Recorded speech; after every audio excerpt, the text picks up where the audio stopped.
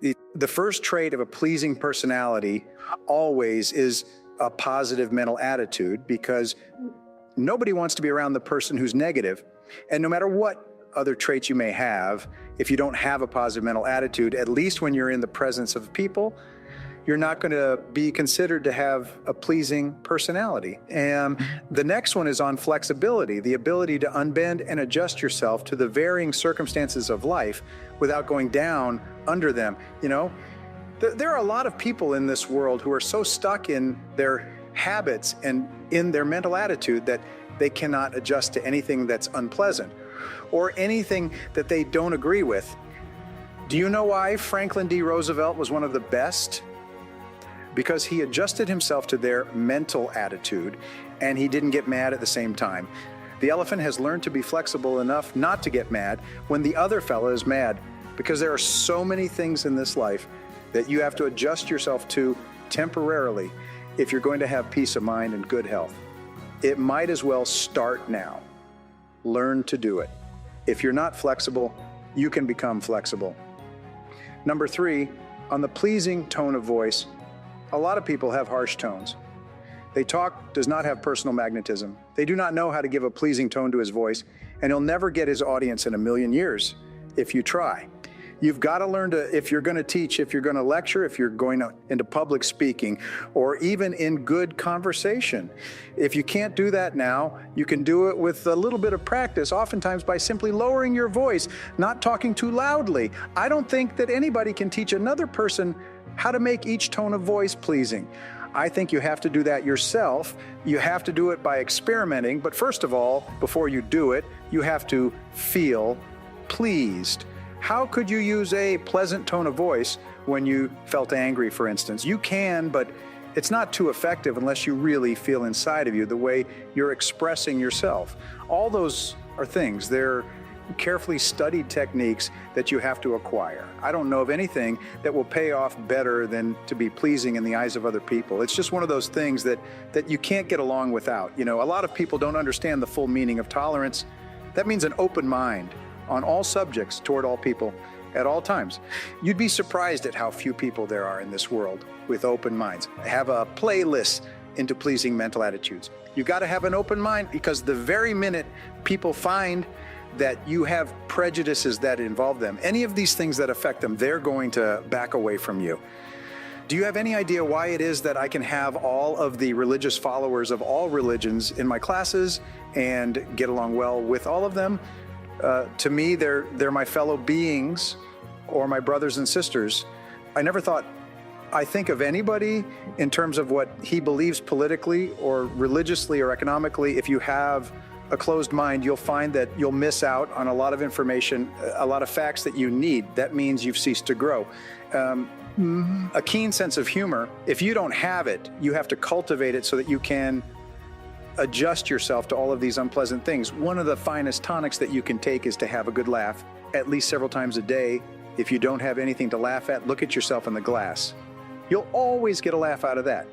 Surprised you out of your mind right while you're doing it. If you got troubles, they'll melt away, and they won't seem near as big when you're laughing as when you're crying. Next, the frankness of manner and speech. Discriminate control of the tongue at all times based upon the habit of thinking before you speak. Now, most people don't do that.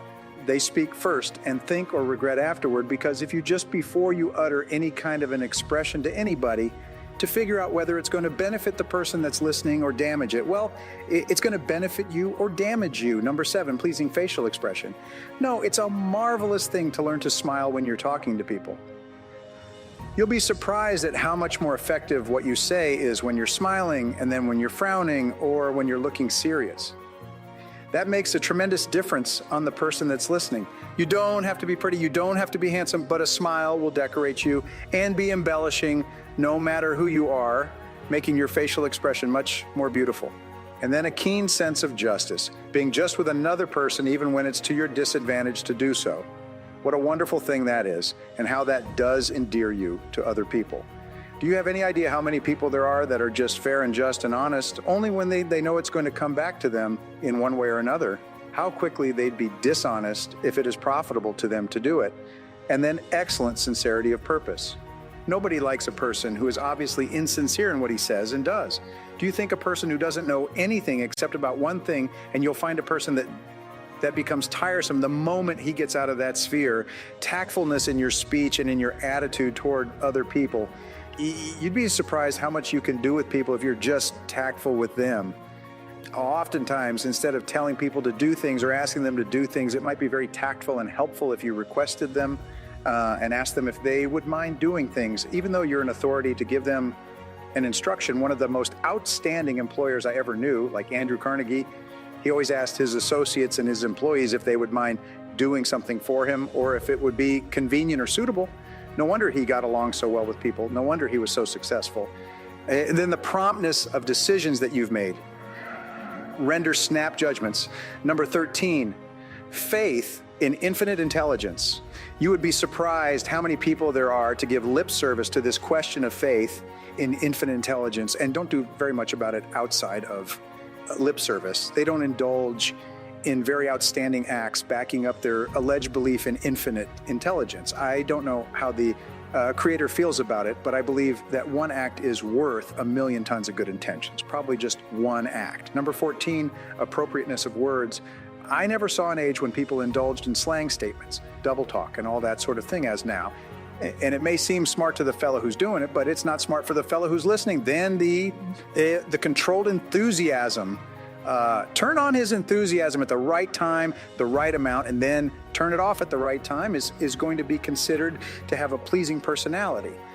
And incidentally, if you're not able to exude enthusiasm when you want to, you certainly are not going to be considered a pleasing personality, because there are times when you definitely need it. Almost anything that you're doing in human relationships requires a certain amount of enthusiasm at times. And enthusiasm is one of those things you can cultivate. It's just like all these other qualities. Control enthusiasm. You're not going to win all the time in life. Nobody can do that. There are going to be times when you lose. When you lose gracefully and graciously, and then don't take it too seriously, no matter what it is. You know, during the Depression, I had 4 of my friends. I lost twice as much as they did, and I didn't jump off a building. I didn't shoot myself. I didn't poison myself.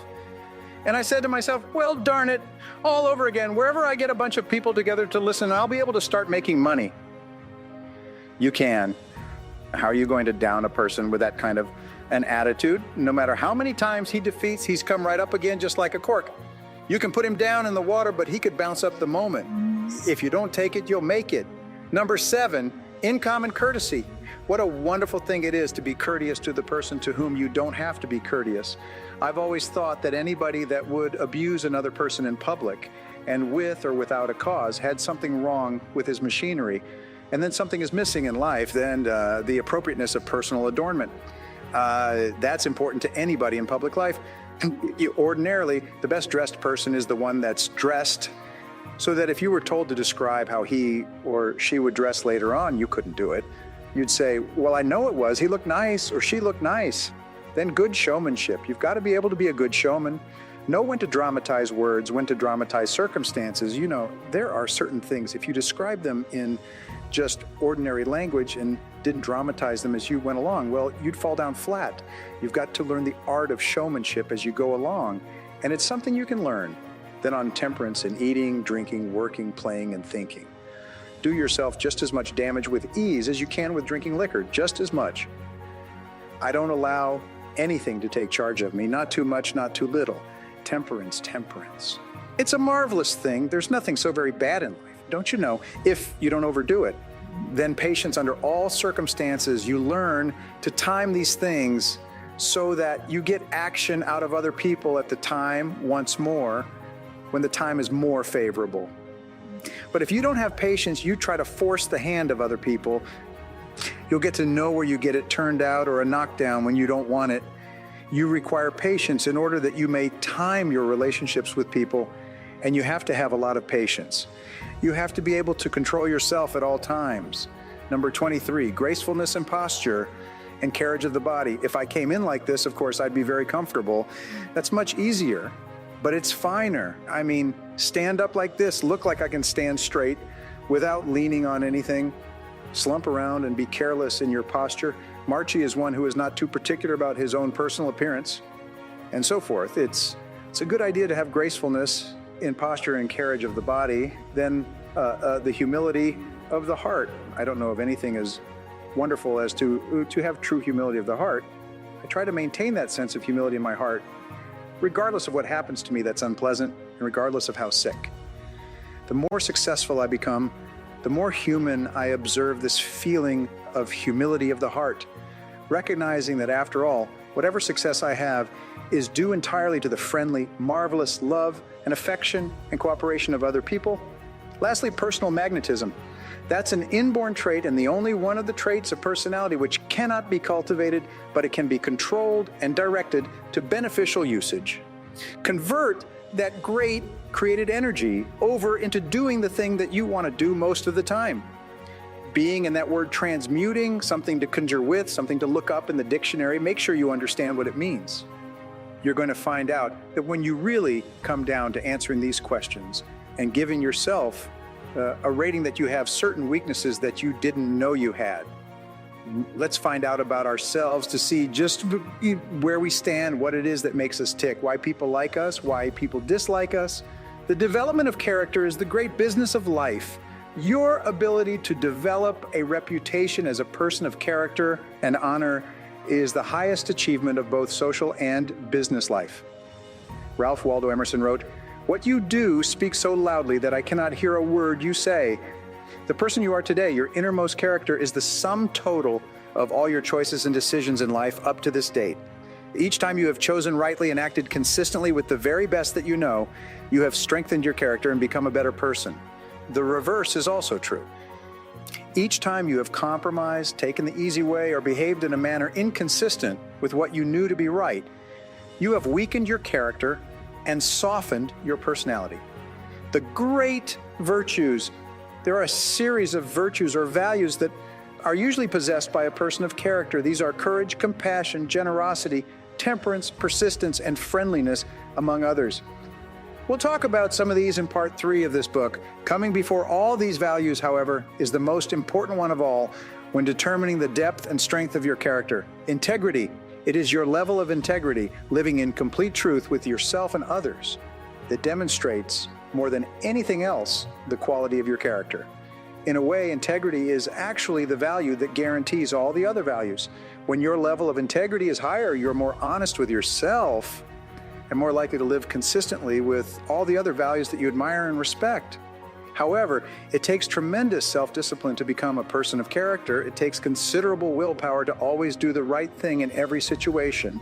And it takes both self-discipline and willpower to resist the temptation to cut corners, to take the easy way, or to act for short-term advantage. All of life is a test to see what you are really made of deep down inside. Wisdom can be developed in private through study and reflection, but character can only be developed in the give and take of daily life when you're forced to choose and decide among alternatives and temptations. The test of character. It is only when you are under pressure, when you are forced to choose one way or another, to either live consistently with a value or to compromise it, that you demonstrate your true character. Emerson also said, "Guard your integrity as a sacred thing. Nothing at last is sacred except the integrity of your own mind." You are a choosing organism. You are constantly making choices one way or the other. Every choice you make is a statement about your true values and priorities. At each moment, you choose what is more important or of higher value to you over what is less important or of lesser value. The only bulwark against temptation, the path of least resistance, and the expediency factor is character. The only way you can develop your full character is by exerting your willpower in every situation. When you're tempted to do what is easy and expedient rather than what is correct and necessary, becoming a person of character, for exercising your willpower and self-discipline to live consistently with the very best that you know, is tremendous.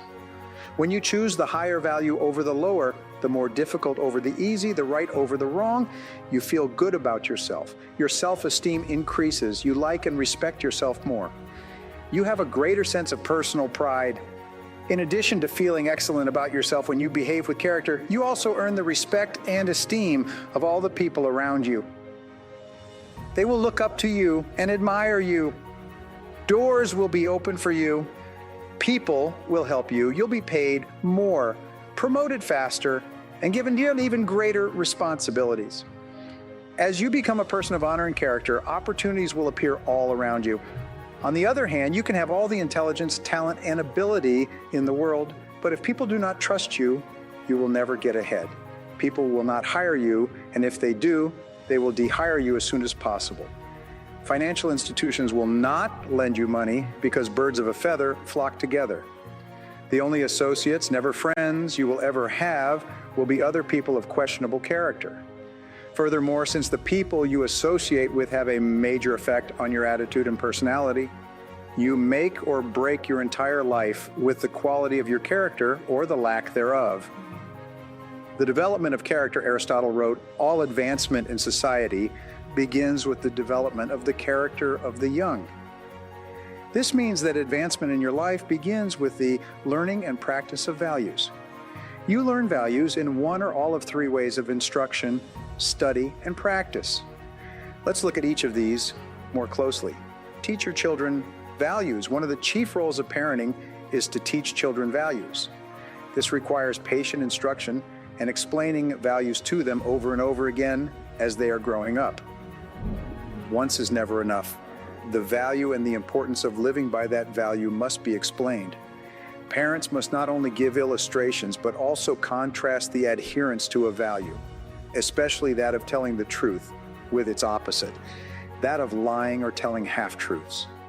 Children are very susceptible to the lessons they receive from the important people in their lives as they're growing up. They accept what you say as their parent as a fact, as absolute truth. They absorb what you say like a sponge. You write your description of values on their souls, which are like wet clay, so that what you write becomes a permanent part of the way they see the world and relate to life. More than anything else, as we'll see in chapter 19, you demonstrate your values in your behavior. Your children will watch you and strive to emulate the values that you not only teach and preach, but also practice. And they are always watching. The Rockefeller family children were famous for being taught financial values at an early age. Even though their father was one of the richest men in America, the children were given tasks and chores to perform before they received their allowances. They were then instructed on how to spend their allowances, how to save, how much to give to charity, and how much to invest. As a result, they grew up to become successful businessmen and statesmen. Unlike children who had grown up in wealthy homes, who were seldom disciplined in money matters, study the values you admire. You learn values by studying them closely. The law of concentration says that whatever you dwell upon grows and increases in your life. What this means is that when you study and read stories about men and women who demonstrated the kind of values that you admire and respect, and then think about those stories and that behavior, those values sink ever deeper into your mind.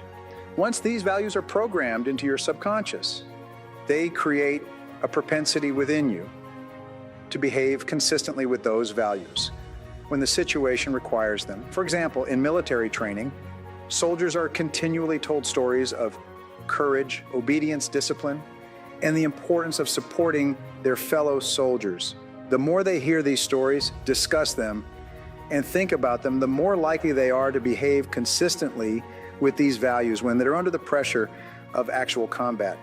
The core value or virtue of character is truth. Whenever you tell the truth, however inconvenient it may be at the time, you feel better about yourself and you earn the respect of the people around you. One of the highest accolades you can pay another person is to say that he or she always tells the truth.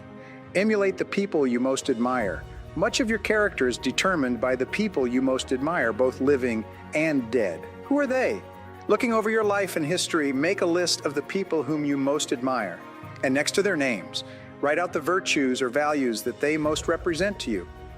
If you could spend an afternoon with anyone living or dead, what one person would you choose? Why would you choose that person? What would you talk about during your afternoon together? What questions would you ask, and what would you want to learn? Consider this as well. Why would that person want to spend an afternoon with you? What are the virtues and values that you have developed that make you a valuable and interesting person? What makes you special? Practice the values you respect. You develop values by practicing them whenever they are called for. As the Roman Stoic philosopher Epictetus said, circumstances do not make the man. They merely reveal him to himself. When a problem occurs, people tend to react automatically based on the highest values that they have developed. Up to that moment, we develop values by repetition, by behaving consistently with a particular value over and over again until it becomes a habit and locks in so that we come to practice it automatically. Men and women with highly developed characters behave in a manner consistent with their highest values, and they do so without thought or hesitation. There's no question in their minds about whether or not they're doing the right thing. The structure of personality, the psychology of character involves the three parts of your personality: your self-ideal, your self-image, and your self-esteem. Your self-ideal is that part of your mind composed of your values, virtues, ideals, goals, aspirations, and your idea of the very best person that you could possibly be. In other words, your self-ideal is composed of those values that you most admire in others and most aspire to possess in yourself. The most important part of your self-ideal is summarized in the word clarity. Superior people are those who are absolutely clear about who they are and what they believe. They have complete clarity about the values they believe in and what they stand for. They are not confused or indecisive. They are firm and resolute when it comes to any decision in which a value is involved. On the other hand, irresolute people are fuzzy and unclear about their values. They have only a vague notion of what is right or wrong in any situation. As a result, they take the path of least resistance and act expediently. They do whatever seems to be the fastest and easiest thing to get what they want in the short term, giving little or no consideration or concern about the consequences of their acts. The evolution of character. In biology, life forms are categorized from the least to the most complex, from single-celled plankton all the way up to the increasingly complex spectrum of life to the human being. Similarly, human beings can be organized along a spectrum as well, from the least to the most developed. The lowest forms of humans are those with no values, virtues, or character. These people always act expediently and take the path of least resistance in their search for immediate gratification. At the highest levels of development of the human race, however, are those men and women of complete integrity who would never compromise their honesty or their character for anything, including the threat of financial loss, pain, or even death. George Washington is famous for his honesty, which was demonstrated in the story in which he admitted that he had cut down the cherry tree. In the same vein, the founding fathers of the United States wrote that we hereby pledge our lives, our fortunes, and our sacred honor to the signing of the Declaration of Independence. In his book, it was Trust, the social virtues and the creation of prosperity, philosopher Francis Fukuyama observed that societies worldwide can be divided into two kinds, high trust and low trust. He also argues that the highest trust societies, those in which integrity is most admired, encouraged, and respected, are also the most law-abiding, free, and prosperous. At the other end of the societal spectrum, however, are those societies characterized by tyranny, thievery, dishonesty, and corruption. Each of these is, without exception, both undemocratic and poor. Trust is the key. Trust is the lubricant of human relationships. Where there is high trust among people, economic activity flourishes, and there are opportunities for all. On the other hand, where there is a low trust, economic resources are squandered in an attempt to protect against thievery and corruption, or those resources are not available at all. In the United States, we have the Constitution and Bill of Rights. These documents lay out the rules by which Americans agree to live. They create the structure of our government and guarantee our rights, but they assume that our elected representatives will be men and women of honor committed to protecting and defending those rights. They attempt to assure that only men and women of character can thrive and prosper over the long term in our economic, political, and social system. They aim to assure that in most cases, only men and women of character can rise to high positions in society. Although our system is not perfect and people of questionable character occasionally rise to positions of prominence, it has seldom lasted for very long. The basic demand of Americans for honesty and integrity eventually leads to the exposure and censure of dishonest people. The demand for men and women of character continues unabated. Your self-image, your inner mirror, the second part of your personality, is your self-image. This is the way we see and think about ourselves, especially prior to any event of importance. People always tend to behave on the outside consistently with what they see themselves on the inside. This is often called our inner mirror into which we peer before we engage in any behavior. When you see yourself as calm, positive, truthful, and possessed of high character, you behave with greater strength and personal power. Other people respect you more, and you feel in control of yourself and the situation. What's more, whenever you actually behave in a manner that is consistent with your highest values, your self-image improves. You see and think about yourself in a better light, and you feel happier and more confident. Your behavior and outward performance then reflect this increasingly improving inner picture you have of yourself as the very best person you can possibly be. People tend to accept you at your own evaluation of yourself, at least initially. If you see and think of yourself as an excellent person who is possessed of high character, you will treat other people with courtesy, grace, and respect.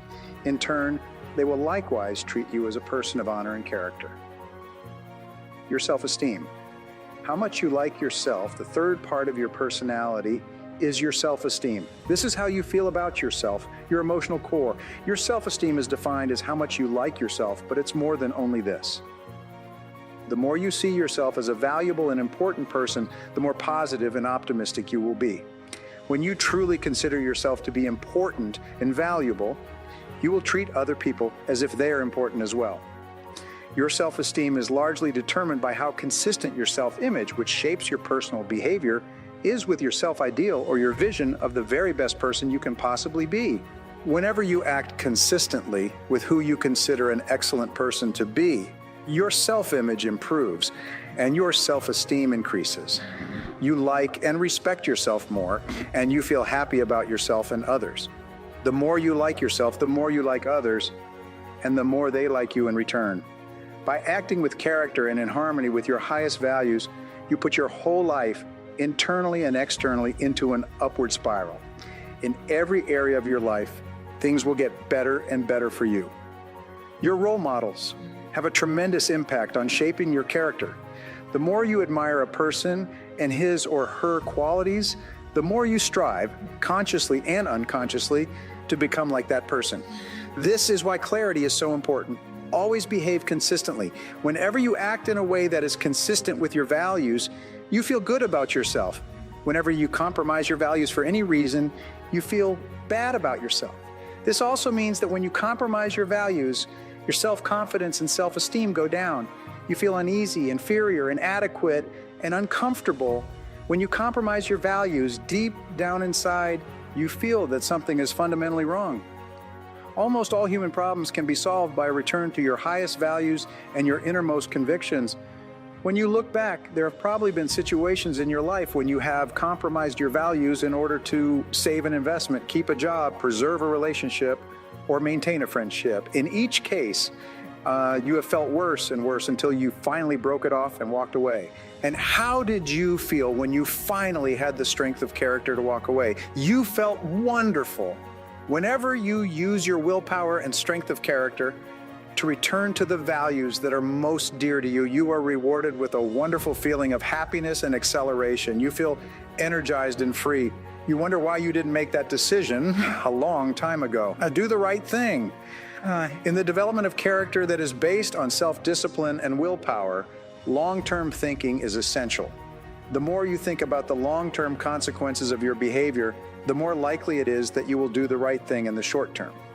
So when you have to make a choice or a decision, always ask the magic question, what's important here? Practice the universal maxim of Immanuel Kant, the philosopher. He said, resolve to behave as though your every act were to become a universal law for all people. One of the great questions for the development of character is this: what kind of a world would this world be if everyone in it were just like me? Whenever you sleep, whenever you do or say something that is inconsistent with your highest values, immediately get back on your horse. Say to yourself, this is not like me, and resolve that next time you'll do better. What you dwell upon grows. If you are in a situation today in which you are not living up to your highest values, Make a decision this very minute to confront the situation and straighten it out. The minute you do, you will once again feel happy and back in control. There's an old Indian story. On my shoulders are two wolves. One is a black wolf, evil, who continually tempts me to do and say the wrong things. On my other shoulder is a white wolf that continually encourages me to live up to my very best. A listener asked the old man, "Which of these wolves has the greatest power over you?" The old man replied, "The one I feed." By the law of concentration, whatever you dwell upon grows and increases in your life. When you think and talk about the virtues and values that you most admire and respect, you therefore program those values deeper and deeper into your subconscious until they begin to operate automatically in every situation. Whenever you exercise your self-discipline and willpower to live your life consistently with those values that you most aspire to be known for, you begin to move rapidly along the path to becoming an excellent person